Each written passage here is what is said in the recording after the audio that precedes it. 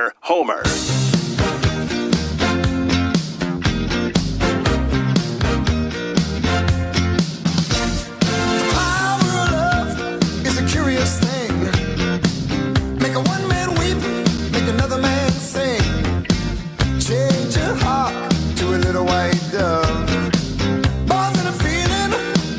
The best 60 minutes of your day, the John Anderson Homer Hour. He gives us all a preview when he comes on KBN. Jordan Love, the problem for the second half for the bad passing game. Not the only problem, but why are you chuckling? You had him at the top of the food chain, right? Yeah, but you guys, you take stuff like that, and I go, hey, he's the problem. It's like when I said that that Mark Murphy had said that he was impressed with the Lions coach. Come on, give it to me. Campbell. Dan Campbell. And you're like, you're telling me Dan Campbell could have been the Packer. No, I'm just saying he was impressed with that. I'm just saying, before we blame the wide receivers too much, I think the quarterback has more to do with it than always blaming on it. It's a symbiotic relationship, right? Without wide receivers, you'd have all incompletions. And without a quarterback, you would have the other. I'm just saying that we can't just always, nothing is ever to be laid at the feet of any one person or any one group. And I think quarterback position is more important. Yeah. And so, yes, there it is. Now, is that the root of all problems? No. Maybe call some better plays. Maybe, there needs to be some separation for these things. But all things being equal, where I would go first is if the quarterback plays pretty well, then the team plays pretty well. Like, that's kind of as old as the football itself. All right. And then my question for you, because we're just debating percentages, my question for you is, while I look at the quarterback with the Packers in recent years, I've also looked and gone, nobody's open. Nobody's open at all, even when Aaron Rodgers was there. And then there was a stretch with Jordan Love, not last year, the end of the previous year, where everybody's open. You love it. And then last year, what the hell happened? Nobody's open. Now, it certainly could be. That one is hard for me to put on the quarterback because I don't know that he had an impact one way or the other. As much as you brought up the issue of Jordan Love, I feel exactly the same way about LaFleur in that I want him to be part of the discussion because I remember, and I bought it, where he was this offensive guru. The ability to make great plays, to change the offense, what Aaron Rodgers wanted, and it appeared that took place. Then last year, they have this incredible running back, better running game than they ever had, and all of a sudden, the passing game goes to crap.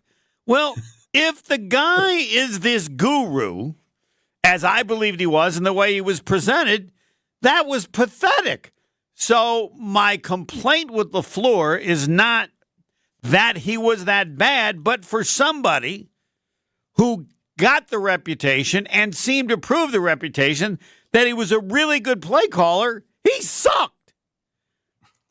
And I wouldn't have thought that a team with a running back like that playing that well and Matt LaFleur calling the plays could have had so much difficulty getting people open. Right now, to this day, I still don't understand.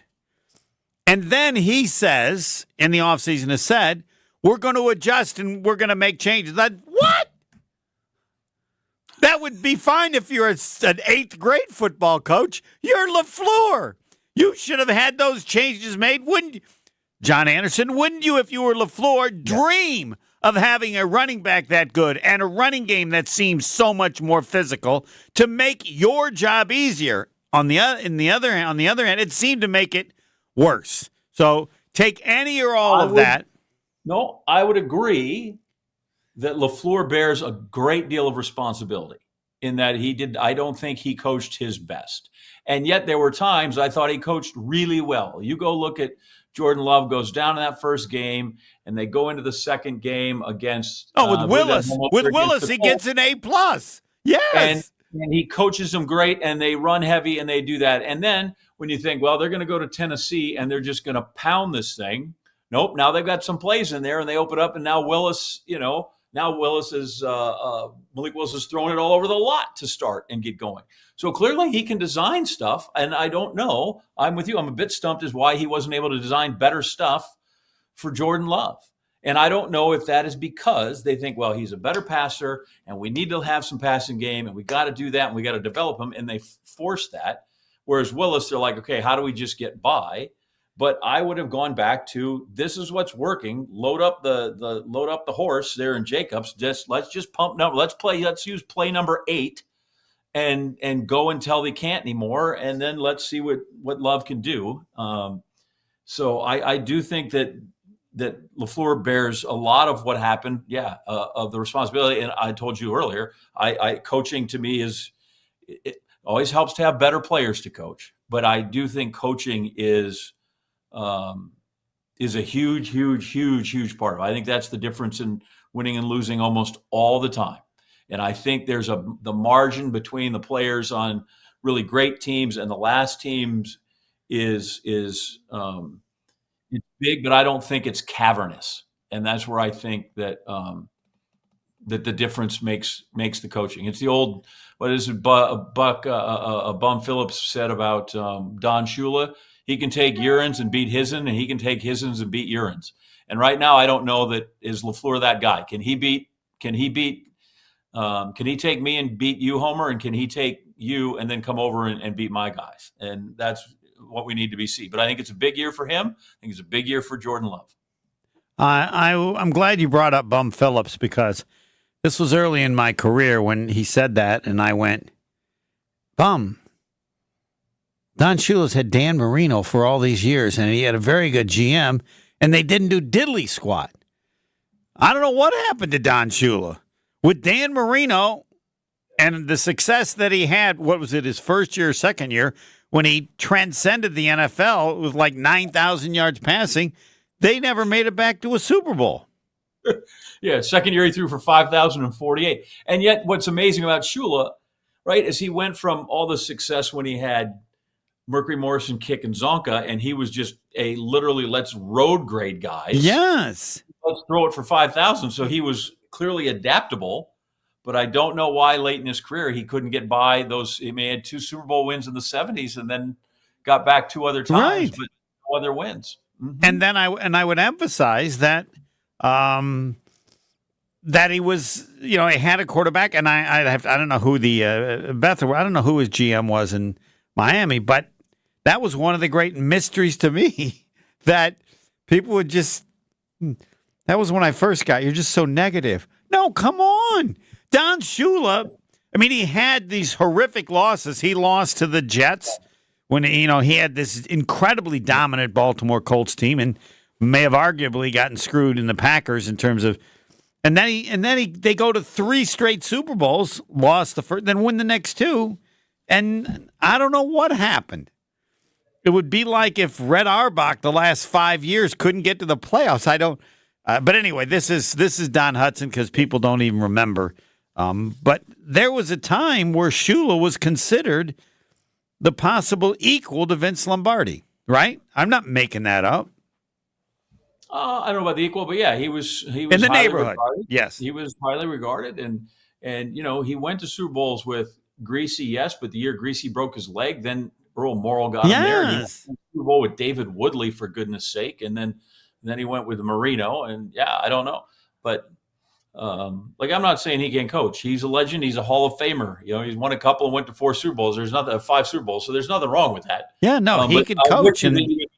But that it's much like you also would have thought maybe Brett Favre or Aaron Rodgers would have each won more than 1 Super Bowl. It's hard to win Super Bowls, man. It's hard to get there and hard to win them. Yes, and I will always say that was more with Favre than even Rodgers because Ron Wolf is legendary. People don't realize he quite possibly could have gone into the Hall of Fame even if he had never been with the Packers.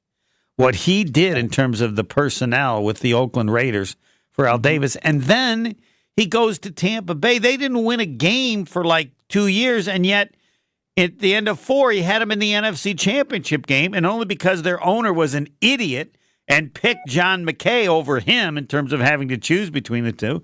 Or he might have won a Super Bowl with Tampa Bay even before. But this is all Don Hudson stuff. Yeah, but you know what? There's something to be said to all those teams. He drafted corners and he drafted offensive linemen and he had quarterbacks that could play. Kenny Stabler, Doug Williams could play. Yes.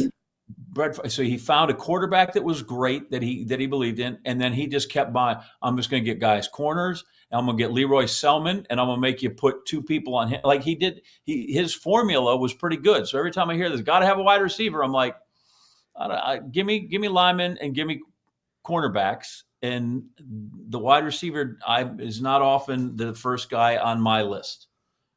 Talking with John Anderson, it's the John Anderson Homer Hour. The other thing that I'm living with is that I believe, and this has to do with the head coach as well, there's only one difference between Philadelphia and the Packers, I think. Some of it is personnel, but they're tough, and the Packers aren't. Matt LaFleur does not believe in tough, never has, never will. I used to say he was soft, and that's not accurate. He believes in smart. Mm-hmm. The coach of Philadelphia wants to kick your butt. Matt LaFleur has never will have interest in doing that. He wants to win.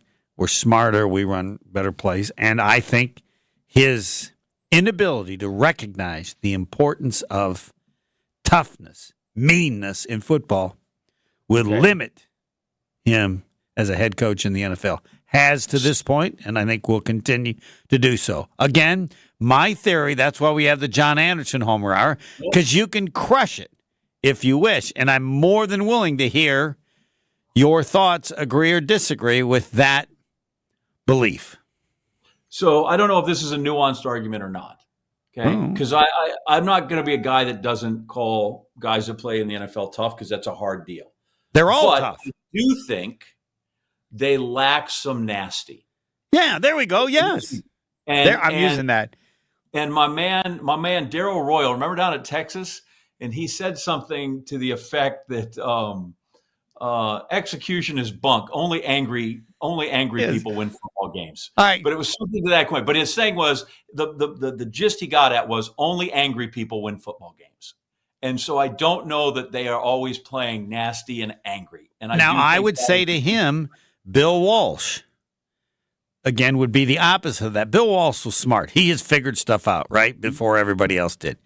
But those who played for him said there was a nasty. Matt Millen and Fred Dean and when Charles Haley were there, they had and even though Dwight Clark, Joe Montana is Joe Cool, he was nasty. Like he was more than happy to rip your heart out and show it to you before you died. Right? Like you need some. Randy Cross, great guy on TV, right? Oh, look how nice he is. Randy Cross was mean when he played on Sundays. I have to keep track of all the things I steal from you. What is the guy whose autobiography was like Bubba Smith was Kill Bubba Kill? Whose guy Alex Garris's was only Big Guys Cry. It's not the same, but somebody else's was Mean on Sunday. Was that Joe Green? I don't know. There's somebody's great book, but we'll look it up. Pebble can look it up. But now I want to interrupt, which they tell me not to do. But this is so good. Nitschke's Mean on Sunday. Yeah, Mitschke was. There you go. But you said lack some nasty. I can't put it any better. That's perfectly stated. And I hold that on the head coach. He determines how much nasty and how it exists. You can still believe in smart and get some nasty. So then this leads to the next question. How would you tell LaFleur to do it? If you agree with that premise that his teams need a little more nasty. Yeah, I don't know how you coach that up, because like I don't know that I want that Greg Williams kind of thing that happened down in New Orleans. Like that. I don't. Oh, you mean with Williams, where they tried to hurt people? Yeah. That's you know what that is. That's stupid nasty. You don't want to be stupid nasty. But look at John Madden, right? Was there a more affable guy than John Madden? Now he certainly got fired up when he coached and stuff, but somehow he got those guys to play mean as snakes. Right? Yes. All those guys are Yeah. like Dylan. Those guys each had a snake in each hand, and they were born during a hurricane. I think he was one of the first, and check with your people, where he said, kind of like Jimmy Johnson said, I'll take care of all that other stuff. You just go hurt people. Like, like whatever negative is said about the way we do things, don't worry about it. Because that was an incredible hire. He had only been like an assistant 1 year. He was incredibly young. And I think that was an Al Davis move again. All right. Well, Al Davis, how many times in NFL films do they play? The quarterback's got to go down. He must go down hard. Right? Yeah. There are some things that I don't care how much, if you want to practice 3 times a day or 2 times a day or once a day, or if we change some passing rules, blah, blah. But if you get to impose your will on the other guy, then you get to win. And I would say, I'll ask you this before we break for Jason. I believe the reason Florida won the game last night was not because they were as tough as Houston, but they were close. Mm-hmm. And that is what, because they had a little more options offensively, but they had to be really close to Houston as tough as they were playing. And I would say they were, and I think that's why they won the game. Because if you're not, you're going to lose. Listen, we've had a couple of championships real quick before we go, before you walk me to break. What happened when Kelvin Sampson got in the last huddle or the last couple, and he goes, "Oh, guys, they are being tougher than you are. You need to go." Dawn Staley said in the women's game, UConn just was meaner and tougher than we were. I've never once seen a hockey coach come out and say, "Oh, we didn't really cycle the puck." They all just say the same thing. We got outworked and we weren't tough enough. I've never heard one strategy comment ever from a hockey coach. It's always, we just weren't tough enough and we didn't work hard. And so I think that, again, everybody works hard, but can you work harder than the other guy? Are you more competitive and are you nasty? And I'm not sure, I don't have any secret of, because as you know, I'm generally a nice guy and a pacifist. So I don't know how that you turn my team into a bunch I of don't vipers. agree with that premise. No. You've tried to sell that, but anybody who listens to the John Anderson Homer Hour knows you're an incredible connection of sugar and salt. Yeah, I'm mean as a snake. No, you're not mean as a snake, but there could be some strong salt. That doesn't make you a snake. There could be some strong nasty, but nasty all the time, nasty more than half the time. No, sorry, I'm not buying it. Jason Wilde next. More of the Homer Hour coming up next on 94.5 ESPN.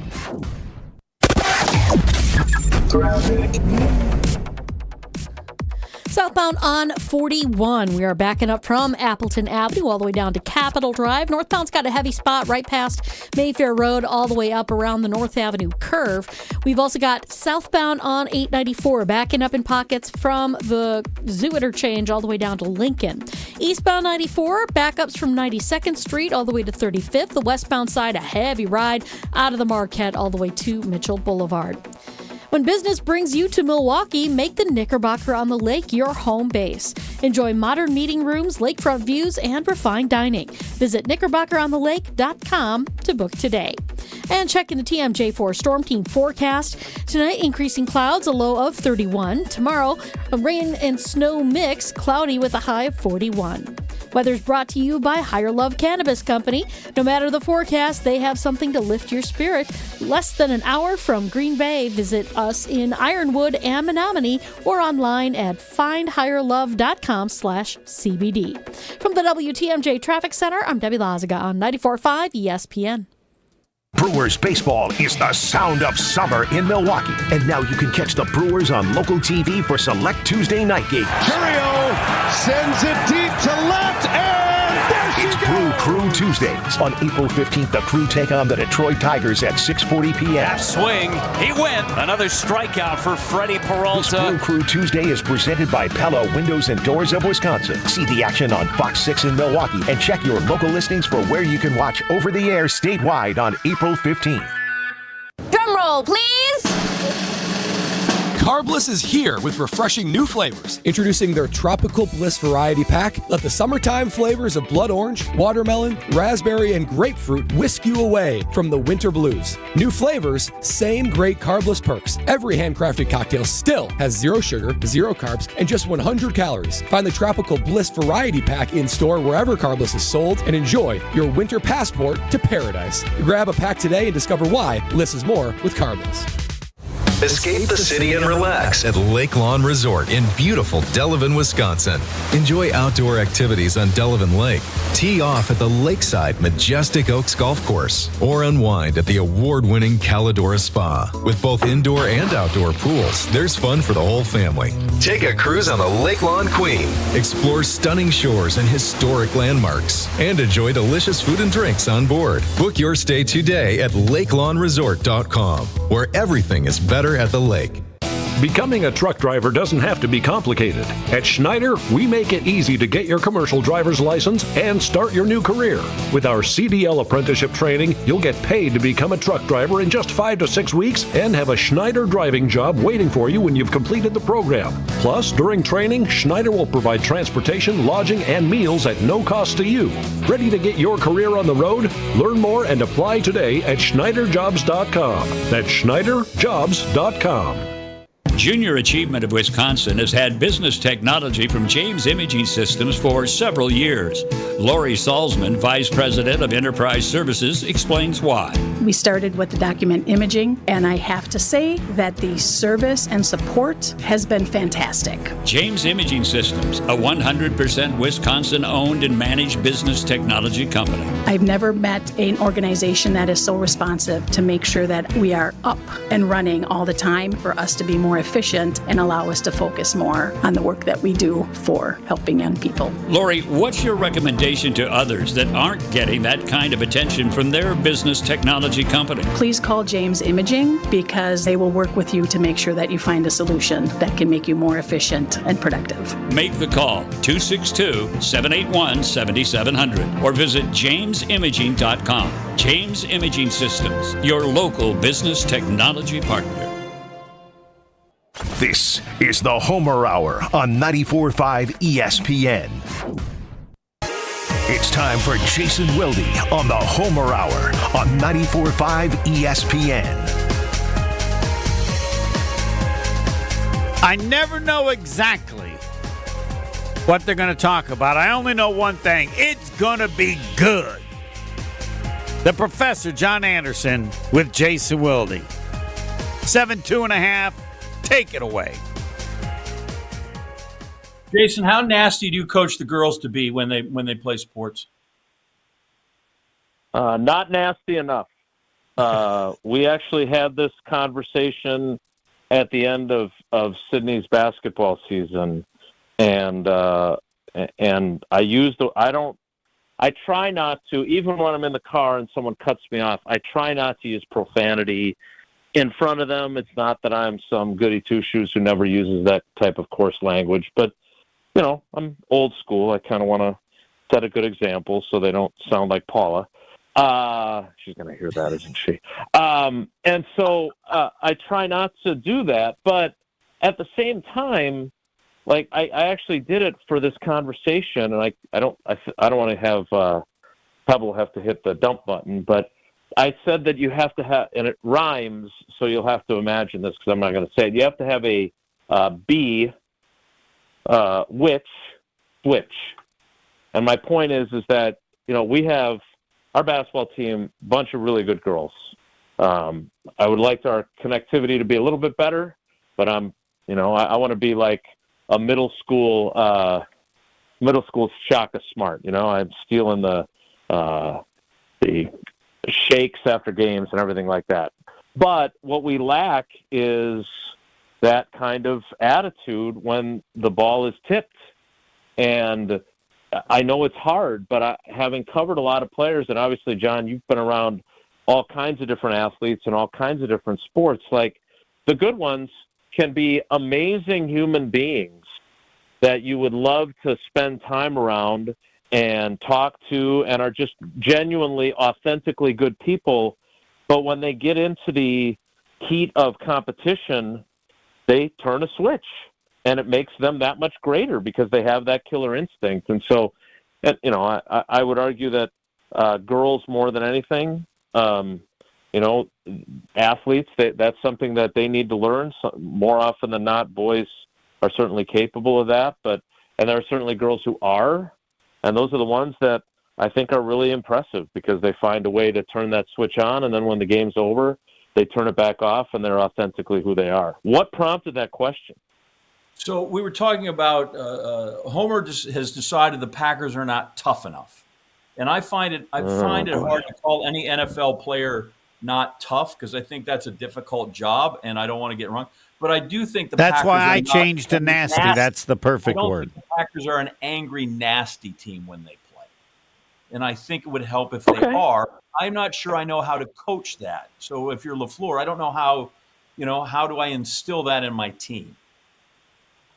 Yeah, and here's the thing, right? Like, especially in the NFL, it would seem, and I don't want to paint teams with a broad brush here either, but it would seem like it's a little bit of an either-or proposition a lot of times, right? It's either you're tough or nasty or you're smart, right? You've got a really good design. You've got really good players who don't make mental mistakes. Like, I don't know why it would have to be that way, but it feels like a lot of times it is that way. And so, I think what Homer's, I don't want to say blind spot, but bias is that I feel like, and Stephen, correct me if I'm wrong. No, you'll be right. I feel like you view LaFleur as a really smart guy that undermines his ability to be a tough guy. And I just don't agree with that premise. He undermines the importance of the toughness and nasty, which is not his nature.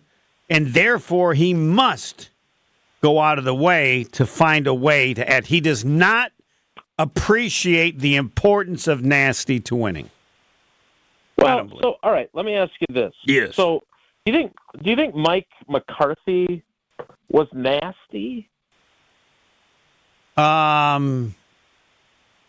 don't think he was. But there was as he would say, there was a Pittsburgh toughness of what he grew up with. Where I think that was more a part of who he was and how he coached. LaFleur's lived a soft life. He's a pretty boy. Come on. Well, now don't let him being handsome. No, don't. I mean, he does. I still can't believe Brady spilled the beans. I'm surprised LaFleur even goes to those production meetings anymore because first there was the Anders Carlson, I pray when he goes out there. He was pissed at Tom Rinaldi for that. Then there was him saying that Dontavion Wicks reminds him of Devontae Adams and him telling Joe Buck and Troy Aikman not to mention that on the telecast, and then they did anyway. And then there was him admitting to Tom Brady they were probably comparing, handsome tips. Sure. And he said that he spends $100 a week on his appearance. And then Brady said that on a broadcast. So that doesn't help the image of. Right, but let me please add. I think he's a good coach. I know you do, but I think you're. This is what I believe will prevent him from getting the team to the Super Bowl unless I see a change. Yeah, and I would argue that. I only covered Mike Holmgren for 96, 97, 98, so 3 years. But even though he was a really smart guy, there was a intimidation and there was a presence to him and there was a toughness to him, right? I don't think Mike McCarthy or Matt LaFleur have necessarily had that same type of personality. I think, and people that think I don't like Goody, who are wrong, are going to say that I'm blaming Goody for this. But I think this is based on you want your coach to be smart, and we're going to see how far toughness goes with the Detroit Lions this year when they don't have two of the smartest coordinators in football. I'm very curious. I mean, maybe their replacements will be great, but you can be tough and smart at the same time if Ben Johnson is designing your offense. And so I'm really eager to see what that does to their dynamic this season. But I want Matt LaFleur to be smart And then I want some dudes that even in this era, which is so different than even the era that I started out covering when I was intimidated by Wayne Simmons. I didn't even want to go by his locker. You got to have some of those guys. You know, I think Keyshawn Nixon is one of those guys. I think Sean Ryan is one of those guys. You know, guys that I want on my team if I'm in a dark alley, but I don't want to bump them in the bar and get my tail kicked by them in the dark alley after I do that. And I don't know how many of those guys they have. Dogs, as they like to call them, right? I think Josh Jacobs has that in him. I think Xavier McKinney has it in him. And I think he flips that switch because he's a really erudite, interesting, smart guy when you talk to him in the locker room. And then I think he's got some nasty to him on the field. But I think back to that Super Bowl team in 2010 and, like, you know, Sitton and Lang and, quite frankly, even the lovable Mark Tauscher. There was a nastiness to them. Desmond Bishop, when he took over, you know, great guy, but nasty on the field. You know, that defensive line. I mean, B.J. Raji, fun-loving, silly guy, but a nastiness. Clay Matthews, pretty boy, but nasty. And so maybe it's more, you know, you want to blame LaFleur. Maybe the conversation is more, you know, do they have enough of those guys to make them nasty as a team where the coach doesn't have to be that way? Yeah, Bulaga was no prince. He still isn't, quite frankly. No, I'm just kidding. What do you think, Homer? Have we identified the problem here? It's not a We've cracked the code. It's not a wide receiver problem. We just need some SOBs. It's just percentages. You brought this up. Everybody, we talk about the wide receivers. Jason sees it one way. It can be the GM's job to know that he has a pretty boy for a head coach. So he's got to have, he's got a really good, smart head coach is what he's got. But if there's an area that would it help if he was ugly? Like, would you feel better? His life would be his life would be different growing up. Everybody knows this. Attractive people have it the easiest of anybody in the country, in any country. If you could be anything, smart is probably up there too. There's nobody on this panel that knows that's like, though. I agree. I'm not arguing that. You guys are lucky you don't have to get out of bed looking like me. You have no idea the burden that I have to overcome every damn day. But I do it. I don't bitch. I go through it. You know, I take it for the team, so you guys don't have to. All those students just looking up dreamily at you. Oh, our professor is so handsome. He's so handsome. Yeah. I thank you for persevering through that incredible burden, John Anderson. Thank you for your service. It's a lot like the Indiana Jones movies. They blink and it says "I love you" on their eyelids. It's very hard, but I get through when it comes. You know. But that's Homer. I'm nasty. I keep telling him I'm mean as a snake when it comes through. So, I've do you like that. the weekly? It's time for the weekly. Are the Packers going to draft a wide receiver question? Have you had any movement? Different answer.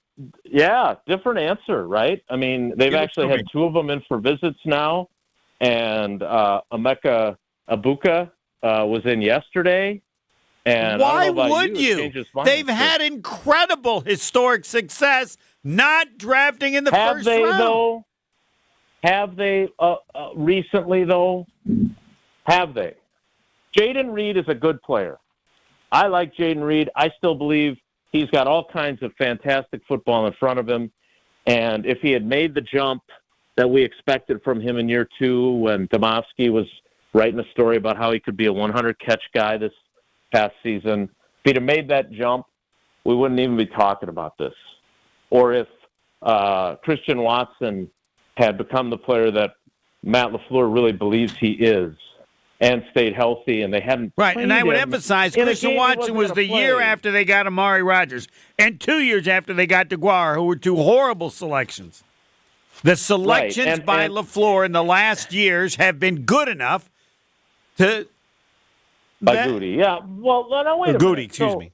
Look, right, but all right. So if you look at Goody's track record, he ain't Ted Thompson. Like, you know, in 18 he drafted my second favorite Missouri alum, Jamon Moore. Worst pick ever. And MVS, who was kind of just a guy. And EQ, who is clearly the lesser of the two St. Brown brothers, right? Those right, but they were 5th and 6th round picks. You can't. Fourth, fifth, and sixth. But sure. Yes. I mean, no, Jamon Moore was historically pathetic. He deserves to be in your club that what Ron Wolf said about the kickoff returner or the punt returner. Yeah, it was pretty bad, no doubt about it. Jamon Moore never did anything, right? He was terrible from day one, correct? Sure. He didn't make the roster. He didn't make the roster, right? I think they kept him the first year and didn't play him. And then the second year, or maybe vice versa. I gotta be honest with you. I have not thought about Jamon Moore in a very long time. But again, you just mentioned Amari Rodgers. He's on the Goody resume too, whether it's fair or not, and whether Aaron Rodgers destroyed his confidence with how he treated him and all that other stuff. Like, still, third round pick, got to be way better than that. Now, the rest of them, 22 and 23, he drafted 3 wide receivers in each draft, right? It was Watson, Dobbs, and Samori Toure in 22, and it was Jaden Reed, Dontavion Wicks, and Dubose, who ended up in Miami in 23. I still think that I think what's going to happen with Watson is he's going to come back in November. He's going to be okay. They're going to get him back on a 1-year prove-it deal for 2026, and then we're going to find out if he ever is going to be what they hope he is. I think Romeo Dobbs will have a good season this year. If he's smart, he'll put his head down and work his tail off and get paid by someone else, because I don't think they feel like they can trust him after what happened with not showing up for work when he was unhappy. And Samori Toure is already gone. Okay, so there's one guy gone and 2 question marks. Then last year, the 23 group, look, I think Reed is the real deal, but you can't disappear for as long of a stretch down the stretch of the season like he did. So I'm not sure what to believe about him. I saw this fascinating graphic about Wicks, and I think the person posted something like, if only he could catch, because he gets open at such a better rate than basically most wide receivers in the league, right? And so and I thought he fixed the problem down the stretch. If you look at his numbers for drops, A, he finished behind Reed in terms of the number, and B, the second half of the season, I think he maybe had 1 of his 9 drops. So there's still hope for him as well. And then obviously Dubose is gone. So I don't think you can sit there and go, A, that they've got what they want at receiver, and B, that Goody has done such a good job with non-first-round wide receivers that they can avoid taking one. If Ibuka is there, I mean, given the track record of these Ohio State guys, it would appear that they come in pretty NFL ready. And, we talked to Mel Kiper today, and he sounded pretty enthusiastic about, even though he ran a slightly slower 40, that Ibuka's a pretty damn good player. So, again, I don't know if he's going to be there. I don't know if Goody's going to take him. But the fact that he was at Lambeau Field yesterday, that is not subterfuge. They clearly have questions and interest in him. Thanks, Jason. All right, guys. Take care. Be good. Jason Wilde, all Packers all the time. The best segment. You go to Wisconsin On Demand. They should have a special box for the Professor, John Anderson, and Jason Wilde, where you just get only when they're doing things together. Doesn't exist yet. Pebble, can you work on that? Yep. I sure can, Homer. Just don't suggest. Don't say that I suggested it. ESPN's Fantasy Focus Football Podcast coming to Green Bay on the 23rd. A live show at the Tundra Trio. ESPN Wisconsin wants to send you and a friend up to Green Bay to see the show happen live. Right now, caller 4. Win 2 tickets to ESPN's Fantasy Focus Football live at the Tundra Trio. See the show up close, meet all the hosts, and get free food, free drinks, free Fantasy Focus Football Podcast merchandise. Caller number 4, 1-800-990-3776. the Carbless Talk and text line as well. Lists is more. ESPNWisconsinContest.com for full details. More from the professor. 7-2.5. John Anderson next. The Homer Hour is back after this on 94.5 ESPN. Northbound on 43, backing up, heading through the Marquette all the way up to Keefe. Southbound slows down from Fond du Lac Avenue down through the Marquette and over the high-rise. Back on the brakes from Lapham all the way down to Howard Avenue. Westbound 94, very heavy ride starting around 2nd Street all the way through to about Hawley Road. Eastbound is backing up from just before 84th Street all the way through to 35th. Traffic is brought to you by Fisco Auto Body. Call Fisco Auto Body to help with all body repair needs. Fisco, Fisco, Fisco. And checking the TMJ4 Storm Team forecast. Tonight, increasing clouds, a low of 31. Tomorrow, rain-snow mix with cloudy conditions, a high of 41. From the WTMJ Traffic Center, I'm Debbie Lazaga on 94.5 ESPN. Let's talk about home turf. Your lawn is a reflection of your pride, hard work, and even competitive spirit. If you want a yard that makes the neighbors stop and stare, you need the right plan. That's where Weedman Lawn Care comes in. Weedman's lawn care program is kid and pet friendly, uses golf course quality fertilizer, and has an effective weed treatment to dominate any issue. Get a free quote of Weedman's winning formula for your yard at weedman.com and get 50% off your first treatment. That's weedman.com. Weedman for the win. The only thing that tops our selection is your savings discount liquor. Take me out to the ball game, roll out the barrel, and get up, get out of here, gone. There's nothing like Milwaukee baseball. The Brew Crew is back, and we're here to help you turn your tailgate or game viewing experience into a grand slam. Hi, this is Marie from Discount Liquor, where since 1960 we have provided the best selection and the lowest prices. We stock literally thousands of varieties of beer, liquor, wine, and mixers. Over 15,000 actually, but who's counting? The point is, you want it, odds are we have it. Combine our incredible selection and everyday low prices with our 2 convenient locations, and you've got your one-stop shop for game day. Discount Liquor in Milwaukee on 51st in Oklahoma, only 10 minutes from AmFam Field, and in downtown Waukesha on Barstow and Maine. Discount Liquor.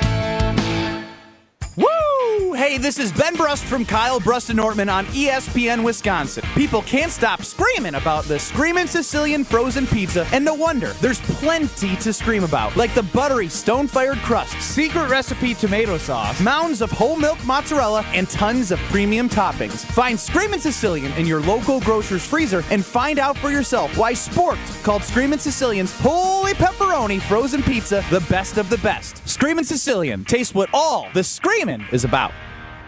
At Big Fish Contracting, we want every home project to be a good story worth sharing. That's why we as a team aim to exceed your expectations. We can improve any aspect of your home. Everything from a complex remodel to the essential roof, gutters, siding, and windows. Integrity, humility, and kindness are why we've grown in southeastern Wisconsin for the last 2 decades. Visit bigfishcontracting.com to learn how Big Fish is renovating homes and redeeming an industry.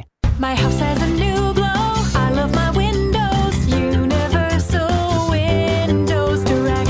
Hey, it's Kyle Wallace. Right now, buy 2 windows, get 2 free. No limit. Pay no interest until 2030, plus $500 off your home improvement project. Restrictions apply. Call 414-410-2000. I love my windows. They've got that brand new home effect. Universal Windows Direct. You're listening to the Homer Hour on 94.5 ESPN.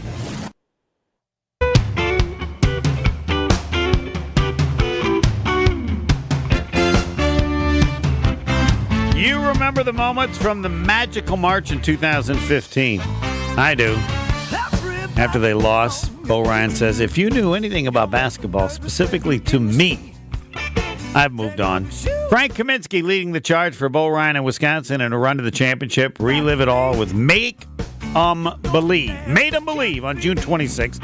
Join Frank, Sam Decker, Coach Bo Ryan for an intimate night at the Orpheum Theater in Madison to celebrate the 10-year anniversary. Tickets are on sale now at UW Hoops 2015. UW Hoops 2015.com. I said it. UWHoops2015.com. Made 'em Believe, June 26th at the Orpheum Theater in Madison, presented by Bud Light, Michelob Ultra, Patasi Varsity Ale, Patasi Hard Seltzer, and M3 Insurance. To 7-2.5, the professor at Missouri, John Anderson. I know he has memories of 2015 and the Badger team. Up 9, 13 minutes to go. That's my memory. I thought they were going to win. I did too. I was there. I was at that one. That was Indy, right? And I had to go out on the set afterwards. I was shaking my head. I couldn't believe. And what was strange is, and I am not casting aspersions on Duke and their faithful. This has to do with the superior nature of Wisconsin sports fans. But that place was dead, Indy, after they won. They just walked around in their polos and khakis like, yep, we won, and that was it. I'm like, Wisconsin would have they would have blown the roof off the dump. Yes, and It's like, hey, I'm like, wow, I have never been to a Final Four where it was, and I don't know if the Duke people were The stunned. world does not know how badly they should have wanted Wisconsin to win for just what you're stating. I don't know what the economy that they lost in Indy that night, but that was not the right pick for bar owners or people of restaurants. There would have been a parade with cars from Indianapolis all the way back to Madison. It would have been Hoosiers. They had them, and then that's why I said to me, like, I don't know that I can root for Grayson Allen in a Bucks uniform ever, because I just can't. So, last guy off the bench. We're not doing anything. Put him in. That's what it was, and then he started hitting the shots. I'd be curious if you have the same memory as I do, in the sense of how much differently they officiated in the second half than the first. Of course, Wisconsin never changes how they play with Bull Ryan. There were no fouls called on Wisconsin in the first half and a ton in the second half. But I will admit since then that in working with Tony Smith, he has said, you just don't know how many games are like that. You just can't ever assume that it's going to be called one way for the whole game. The majority of games, he said, there tends to be. Night. And I was going to say, that's exactly what occurred last night. The second half the first 5 fouls were on Florida, and then the next 6. Houston had 3 fouls in 9 seconds. Yeah. Jay Williams, right? He said it was they roughed it like a WWE bout the first half and a ballet in the second half. But I would say to him, if you listen to Tony Smith, he would have said, shouldn't be surprised. In fact, after the first half, or at any point, he would have said, watch what happens now. And I have no explanation. Tony has never had an explanation. He's just said that's more common than the alternative, which is for a game to be officiated the same way from start to finish. And I will now agree with him based on having followed games with that thought now. All I know is that was they were the better team. They should have won. They were up 9. What I loved about them is they were a great team. Right? Like, they certainly had great players, but they were actually a really great team. They played well together. They had all the parts that you look for. They had certain guys. They knew their roles. They did what they were supposed to do. I thought they were just a awesome team to watch, and it's sad. So I don't know why. The history of the NCAA tournament would be better with a Houston win, right? Oh yeah, for sure. Yeah, you just stated it. Yeah. They've had some heartbreak, man. You've got the down in Albuquerque when they lost NC State was bad. We thought you and I are old enough. We thought we were going to get a game when old Lou and Elvin Hayes were going to get together a second time, and instead of another one, they lost by 30.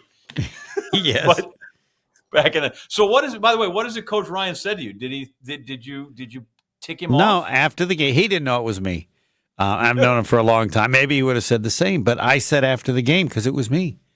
Down 9, 13 minutes to go. How long are you going to remember that? I mean, did you ever forget it? He goes, if you knew anything about basketball, you'd know. It's a legitimate point.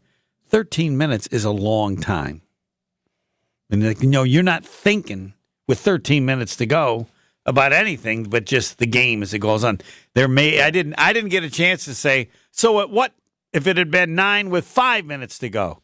I just took my beating and moved on. But no, I mean, I think I have that right. I've never forgotten that. Yeah. I mean, what is it going to be with Duke? Up 6 with 30 seconds? You know. There are a lot of mile markers. Fourth on that and 26 for the Packers. 4th and 26th. I don't know what the one is for Seattle. Screwed up 100 times in 60 seconds. There isn't one for Seattle, is there? I mean, that to me is the worst. Kick. What? The onside kick. Yeah, but then you had the 2-point thing. You had the onside kick probably. It's not good. It all started by the onside But you kick. said it best. I feel the same way. Like if Butler had hit that half-court shot to beat Duke, it'd been the greatest finish in the history of the NCAA tournament for Butler. And everybody would have, when they heard about it years ahead, would go, "Where the hell is Butler? I don't even know where Butler is. They're the national champion." And you're right. For all the reasons you gave, the NCAA history would be better if Houston had won. Fourth quarter next. More of the Homer Hour coming up next on 94.5 ESPN. The most magical major of the season. The return to glory. It's Lake Lawn Resort Golf Week on 94.5 ESPN. That green-colored jacket awaits a new home this weekend. Leaderboard updates, special guests, and picks for who's going to win. Lake Lawn Resort Golf Week on 94.5 ESPN. Taking a round at their beautiful Lakeside Majestic Oaks Golf Course with deals for just $15 a person. LakeLawnResort.com. ESPN Radio Sports Beat with Q Myers. With less than 3 weeks to go before the start of the 2025 NFL Draft, we're starting to get a clearer picture of what we could be in line for. From a potential draft day slide for Shedeur Sanders that probably won't be much of a slide, still a top 10 quarterback. As I look at Mel Kiper Jr.'s mock draft 4.0, his latest, he has him going number 9 to the Saints. But the real interesting note that stands out to me is knowing Alabama quarterback Jalen Milroe has accepted an invite to attend the draft in Green Bay, which to me means he has at least one first-round grade by a team or believes he's going to go in round 1. Then going back to Mel Kiper Jr.'s mock draft, he has him mocked at 34 to the Giants, so just the top of round 2. Guys don't accept invitations to go to the draft and be in the green room if they think they're going to be there for a long time. Clearly, Jalen Milroe does not. As we continue to navigate through what is real and what is misdirection, it feels like the overall feeling of the draft is starting to become much more clear as we get ready for round 1, April 24th in Green Bay. Coming up in 60 seconds, for Geno Smith and head coach Pete Carroll, there is unfinished business. The sports calendar is heating up, and with ESPN Bet Sportsbook, you can go from checking news and stats to placing bets in just a couple of taps. Stream games, bet live, and get exclusive offers when you link your ESPN account. Right now, you can get $100 in bonus bets when you make your first $10 wager. Download the ESPN Bet app and sign up with promo code JOEQ to get started today. That's JOEQ, Joe Q. Must be 21 plus. Gambling problem? Call 1-800-GAMBLER. Terms and conditions apply. See app for details. Offer not available in New York. Quarterback Jordan Love isn't just on the Packers. He's also on the American Family Insurance team. Because like us, he believes in dreaming fearlessly. Just chase your dreams and don't let nobody hold you back. And we help protect those dreams with the right coverage so you can dream fearlessly. American Family Insurance. Get a quote and find an agent at amfam.com. Products not available in every state. American Family Mutual Insurance Company, SI, and its operating company, 6000 American Parkway, Madison, Wisconsin. Quarterback Geno Smith, who was acquired by the Raiders in a trade with the Seahawks in March, was formally introduced to the media on Monday after signing a 2-year contract extension, keeping him tied to the Raiders through the 2027 season. Geno was asked about his desire to be a Raider, and he highlighted his relationship with head coach Pete Carroll, and I quote, "I think there's unfinished business, and I think when people think about my story, Coach Carroll was a big part of that. He gave me an opportunity when not many people would have," end quote. Both Pete Carroll and Geno Smith are tasked with trying to lead the Raiders to be competitive, reset the culture, and bring some respectability back to the franchise. Now, obviously, nobody knows what the outcome will be, but what Geno Smith brings to the organization is stability at the most important position. Stability they have not had since former quarterback Derek Carr was released after the 2022 season. The acquisition of Geno Smith also allows the Raiders to be flexible when it comes to the draft. Pick the best player that fits what they want to do and not have a sense of desperation to address the quarterback position. For Geno Smith and Pete Carroll, it's unfinished business. For the Raiders, it's a sense of calm and stability. For the ESPN Sports Beat, I'm Q Myers. Tailgate season, company victory party, don't let your event fall short. V Private Bar Services delivers the winning play with expertise.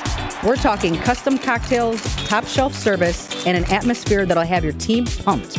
Forget the watered down beer and basic mixers. Get the VIP treatment for your corporate events with bartenders who know the perfect pour. V Private Bar Services, where elevated hospitality runs through our veins. LaFleurBPrivateBar.com and leave the mixing to us. Welcome back to the Homer Hour on 94.5 ESPN. Fisco Auto Body, so you'll like me. It's a little more complicated. Fisco Auto Body on Forest Home in Franklin. They're so good, you need an auto body place, so whenever anything like that happens, it's taken care of. They're the best. Why? How? The family business, owned since 1931, still in the family. The generations keep doing it, so it's not what they do, it's who they are. By the time they're doing it for you, they've been doing it for so many years. They were doing it when they were in diapers. Ask them that. Expert workmanship guaranteed for the life of your vehicle. Fisco Auto Body on Forest Home in Franklin. Fisco, so you remember the name. The Discount Liquor Twitter poll question: the Packers will never make it to the Super Bowl until head coach Matt LaFleur adds more nasty to the team. Agree or disagree? Professor John Anderson, how would you like to vote? I, of course, said agree. But yeah, I will pull the lever on agree. All right, 64% agree and 36% disagree. But I feel like I should do it again because I think Matt LaFleur's a good coach. For sure. Yeah. But sometimes you have to coach better. Good coach isn't, sometimes it's fine. He's a good coach. There are bad coaches out there. He's a good coach. I just need him to, And it's fair, as some have said, that no, the problem is Goody. And yes, you could say if Goody, I think, is a good GM. But if he was a better GM, the players might be better or tougher or nastier or whatever. That's my dilemma with them. They're good. You got to be a little better. Something's got to be special. And every time I do this show, I want to ask the professor, 7'2.5" John Anderson, so what's it going to be? Who is it going to be? Because I know you will not, if you were all sugar, you'd have one. But no, your salt prevents you from making up this guy until you really believe it. All right, you want the salt for the day? Yes. Can we get Michael Malone as coach of the Bucs by sundown? Now that he's been fired in Denver. I'm in that club. Yes, I go to Doc Rivers and say, Doc, you only took this job because we offered you so much money. We'll pay you whatever it is. Not all of it's on it. Yes, agree totally. I didn't want to discuss it. I wanted to stand on what you said, and 100% should agree. If Mike Malone had been available when they were looking to say it again, who should be the coach of the Milwaukee Bucks tomorrow? Yeah, Mike Malone. That'll be good. And by the way, the Brewers are also back to 500. Everybody remain calm. All is well. Why did they get rid of Malone? Can you help me on that? I don't have any. I have no idea. All right. Like smart wins, but the Suns going to be dumb. Take advantage of it. Best of on the tee, and then a great game. Bucks and the Timberwolves. Yeah. Next. Northbound 43, still very heavy out of the Marquette all the way up to Keefe.